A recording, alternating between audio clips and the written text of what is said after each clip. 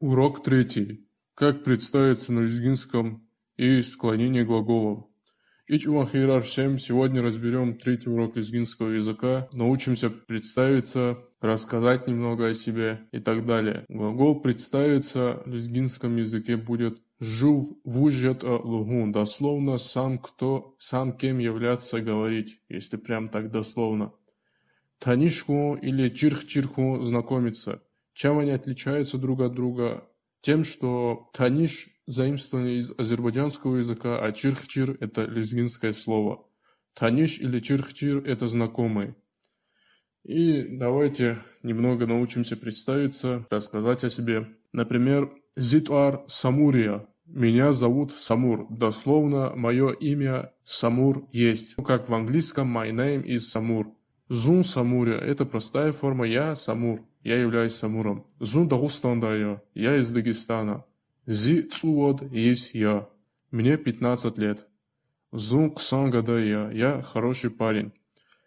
Итак, чтобы дальше построить предложение и представиться, нам сперва необходимо разобрать три падежа лезгинского языка, такие как асул, актив и гунуги падежи. Так, а для чего это надо? Дело в том, что в лезгинском языке глаголы всегда идут с именительным, то есть асул падежом. И иногда глаголы используются с актив, иначе говоря, эргатив, и гунуги русским языком дательный падеж с этими падежами. Например, глагол аву делать используется с личным местоимением, идущего с актив падежом, то есть за, а не зу. Итак, личное местоимение зун асул падежа, то есть именительного падежа, приобретает следующий вид в актив и гунугин падежах. Асул падеж зун, я, меня, актив падеж за, я, гунугин падеж заз, я и мне. С личным местоимением в этих падежах разобрались. Теперь необходимо объяснить вообще, что такое целевая форма глагола и плюс маздар, который вы встретили во втором уроке с словом хун. Маздарный вид быть, его значение и его склонение жест, то есть целевая форма от хун, тоже переводится как быть, то есть имеют одно значение. Но чем они отличаются? Маздар – это имя действия, которое просто передает абстрактное название действия, всегда заканчивается на букву «н». Целевая форма глагола – это форма глагола, которая заканчивается на букву «з», и она больше похожа на глагол в русском языке, чем маздар. Например, тот же глагол «аву» – это маздар, и дословно переводится как «делание», а вот «из» – целевая форма от глагола «аву» уже является инфинитивом или глаголом и переводится как «делать», а не «делание». А так перевод целевой формы на русский язык будет совпадать с переводом маздара. Например, рахум, рахаз – говорить. Рахум – дословно тут говорение, рахаз – говорить. Но не всегда. Например, тю, нез. Обычно такие формы склонения указываются в словарях, чтобы учащиеся не запутались. Ну и перейдем к склонению глагола авун, который используется с актив падежом в настоящем времени. За и езво – я делаю. Вно и езво – ты делаешь. Ада и езво – он делает или она делает. Шна и езво – мы делаем. Кюне и езво – вы делаете. Абуру и езво – они делают. Давайте просклоняем один глагол, идущий с гунугин падеж. Например, чирху – узнать. Заз – чиржезво – я узнаю. Воз – чиржезво – ты узнаешь. Адаз – чиржезво – он или она узнает. Чаз – чиржезво – мы узнаем. Көз – чиржезво – вы узнаете. Абруз чиржезво. Они узнают. Еще есть глагол чизво – знаю, у которого нет маздарной и целевой формы. Давайте разберем его. Заз чизво – я знаю. Вот чизво – ты знаешь. Адаш чизво – он, она знает и так далее. Как видно, глагол всегда склоняется одинаково с суффиксными окончаниями «аво» или «ва».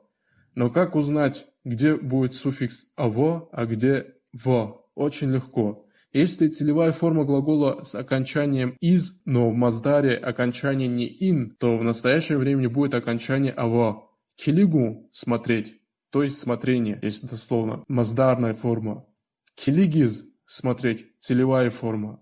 Килигзаво – смотрю, смотрит, смотрим. То есть конечная буква «и» в целевой форме исчезает. Но если маздар односложный, то есть одногласная буква, то окончание будет «ва». Например, ру – принести маздар, риз – целевая форма, риз в, не рызова, а рызва. Если и пропал бы, то вообще было бы сложно. Рызва. Чтобы такого не было, поэтому буква и остается и склоняется как рызва, а не рызва. В остальных случаях окончание будет ва. Например, раху говорить маздар, рахаз целевая форма, рахаз в, а не рахазава. Просто к целевой форме в конце добавляете ва. Рахаз плюс ва. Получается рахазва. Вернемся к склонению глаголов. Личное местоимение «зу» асул падежа в значении «я» может стать значением «меня» в русском языке, если использоваться глаголом актив падежа. Например, тот же глагол «аву». Если вы скажете «зу» изво, то будет «меня делает» или «меня делают», а не «я делаю». Личное местоимение «заз» гунуги падежа в значении «я» может стать значением «мне» в русском языке, если использовать с глаголом асул и актив падежа. Например, «зу воз хрезло» «я смеюсь тебе». Вуна заз лугузу. Ты мне говоришь. И так далее. Давайте рассмотрим, как выглядит предложение с двумя глаголами. Возьмем глаголы канху, который идет с гунугин падеж, и чирху, который используется с асул падеж. Канху переводится как хотеть, любить. Виды склонения. Первое канжазва хочется, канзава хочу.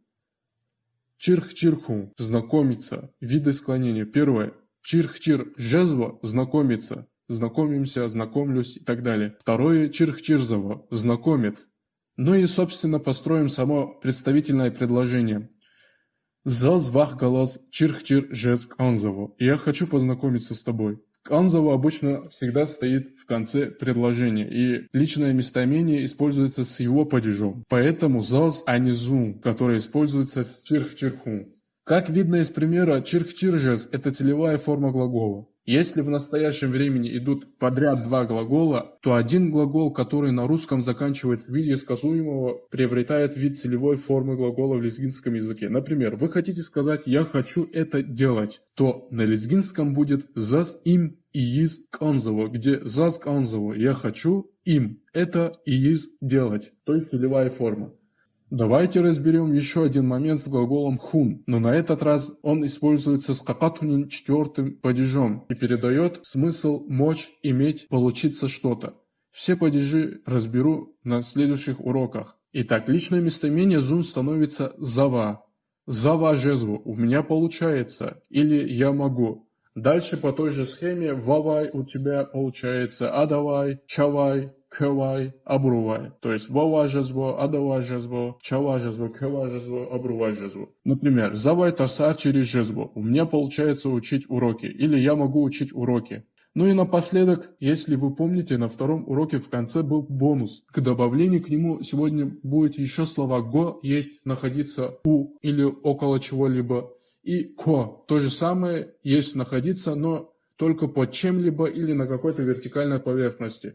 Если «ва» есть, имеется, использовалось с гунугин падежом, то «го» используется с сикимили третьим падежом, и «ко» используется с сикимили пятым падежом. Следовательно, «завго» и «зак-ко», хотя больше всего говорят с послелогом «зи-каник-ко», находится подо мной и стоит в таалук велим падеже. Почти все послелоги в лезгинском языке используются в таалук велим падеже. Так, разберем. «Завго» у меня есть на руках, «вовго» у тебя есть на руках, «адавго» у него или у нее есть на руках, «чавго» у нас есть на руках, «кевго» у вас есть на руках, «абрувго» у них есть на руках. Ну и, допустим, вариант без послелога с «ко». «Зако», «воко», «адако», «чако», «кеко», «абруко».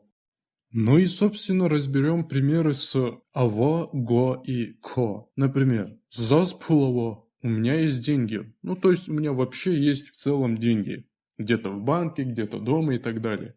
«Зав пулго» – у меня есть деньги. То есть на руках на данный момент сейчас у меня есть деньги. «Зак пулко» – это вообще я при деньгах. «Зак пулко» – у меня есть деньги. Почти ничем не отличается от «заз пулово» и от «зав пулго». Если путаетесь, то можно просто сказать «зазпулово». «Зунг аллахико» – я работаю, я занят делом, я нахожусь под делом, под работой, если дословно. Агуква – ядовитый, отравленный, то есть находящийся под ядом.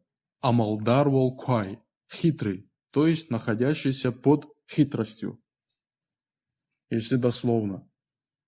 В следующих уроках я попытаюсь объяснить отрицательное, как сказать «я не делаю», и, возможно, разберем будущее время. И на этом я заканчиваю 3-й урок лезгинского языка. Всем спасибо за просмотр. Встретимся в следующих уроках.